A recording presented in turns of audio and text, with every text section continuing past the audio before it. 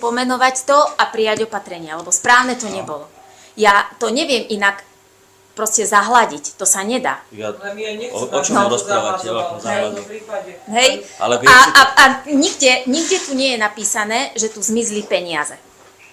Tu je poukázané na to, všade to spomínam, ten paragraf 5, zabezpečenie finančného riadenia. Nastaviť procesy, nastaviť systém. Lebo jednoducho, toto sú, vy ako príjmete vstupné, bohužiaľ, to sú verejné zdroje.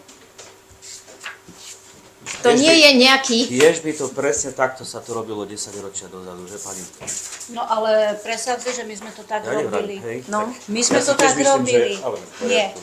Príjmy bolo, zo vstupného bolo všetko rozpísané a výdavky všetko rozpísané a keď prišla hudba, bola normálne zmluva urobená a na podpísal. A tak to bolo komplet. A keď bolo, vravím, tombola, ako aj teraz, napísala som taký blok, toľko a toľko sa vybralo. Je to dokladne. No, jasné, ale nechajme to tak. Ja neviem, že nebolo, ale teraz chcete po 2 rokoch... Na svojich chybách.